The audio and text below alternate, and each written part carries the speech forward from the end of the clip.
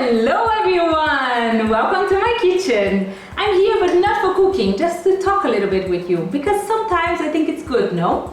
And we are talking about food, of course, and it's all about my basics. Well, I got a lot of questions about ingredients. Marina, all these ingredients, I never heard about them. Why do you use this? What flour is that? Where do you get it? So it's about my basics, my cupboard basics. The dry ones, because of course I have also the fresh ones that are in the fridge. But today is all about the dry ones that you can get, stock it at home, and then you can make really good recipes quick without worrying that you need to run to the supermarket to get this special little thing. So here I am to show you that actually it's not so much, it's just different, and you can also get it and have all my basics at a home kitchen. Let's start with our ingredients, right? And here I have, well, I think I really have all my basics. Of course, it's a lot more than I will buy. If I can, I buy a lot more food. But this, I think it's the basics for you to come up with any recipe that I put in the website. We have chickpea flour, my go-to for savory recipes. So if I make a quiche, a gluten-free quiche, I would use it chickpea flour. I use it for some bites because I love to make these corn bites, these falafel bites, all the little cakes, it's also really good. I also use it for coated vegetables. So when I want to grill vegetables with a little coat, you know, the parmigiana where I coat my eggplant, that is a great option. Then, what else do I have here? I have another flour, rice flour, and this one is really good for cakes, gluten-free cakes. And mixing with oat flour is a really good substitution for wheat, but it should not use it by itself. Not if you want a light cake, because it can be quite hard and quite dense, but it's really good in flavor and it adds a nice texture to the cakes. Then one of my favorites, oat flour. It's a must-have at home because with that you can make all the recipes that you can imagine. Sometimes just a little bit to thicken a cake that seems to be too humid, or to mix with rice flour and make a gluten-free cake. For savory, for sweet, for everything, this is really good. So when I want a little bit of humidity, structure, oat flour adds a little glue to the recipes, so it's really good. But again, it's not a flour that you should replace wheat whole. You know, it should be mixed with other flours because it's also more fibery, more dense. So now I have Polvilho or manioc starch, and this one I had to add because I use it a lot. I love it, I'm Brazilian, I use it for all sorts of recipes. I know it's not the most easy to find. If you're in Luxembourg, it is quite easy. A lot of supermarkets have it, and you also have it in the Asian markets and Brazilian markets. It's really worth to get it.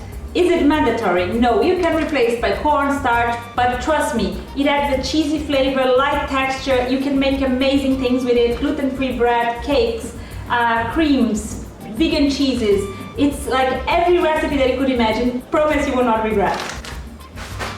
Then I have cornstarch. Add lightness to my recipe. That is a really good one because if you want to thicken a soup, a cream is a really good option. It doesn't add much taste, but it adds texture. And if you know me, you know I'm crazy about texture. And texture in the end affects the taste. Believe me.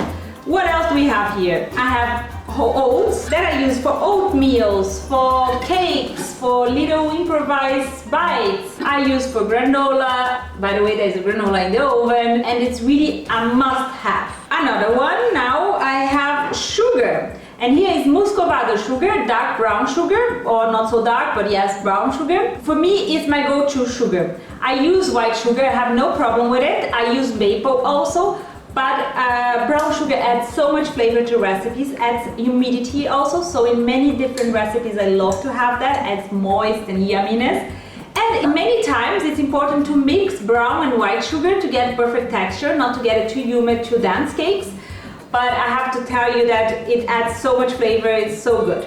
And it's also a little bit healthier than white sugar. Then I have here rice noodles. If you know me, you know I'm crazy about Asian food. And that's why rice noodles are always a must-have at home. When you are in a rush and you don't know exactly what to cook for dinner, just add a little bit of soy sauce, a little bit of brown sugar, lime juice, some peanuts, some carrots, a grilled tofu, and you have an amazing dinner. Here I have cashew nuts and peanuts.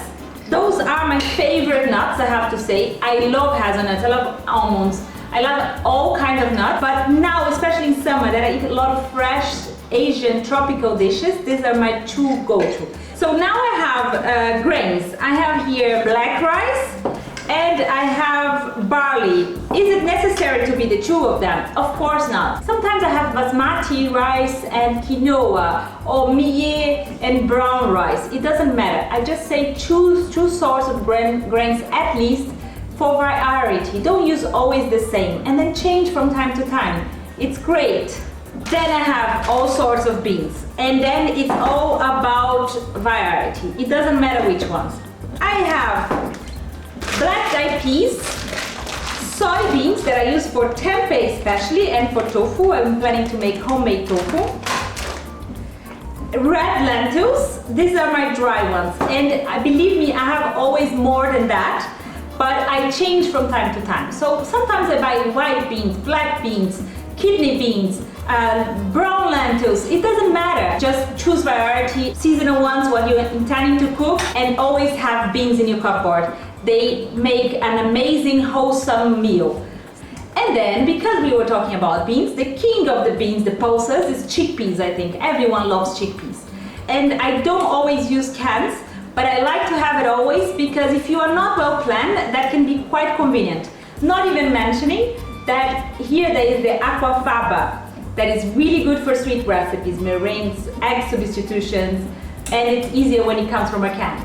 So I always have it, and I think I have it all now. I think I talked a lot already about it, but you know, when I start talking about food, I don't stop. That's my essentials. If you have any questions, or if I forgot something and you know it, because you know me really well already, leave me a comment and let me know what I forgot, because it could always be. Although I have to say that my basics change seasonally. You know, in winter I have different ones probably. And yes, I didn't put a few stuff that I also have in my pantry because I have too much. But these are my go-to for sure. And that's it. Give me all the YouTube, Instagram cliches. Like, subscribe, follow me, give it a comment, say if you don't like, let me know what you think. And I hope to see you next time. I hate to say goodbye, but I have to. Bye bye.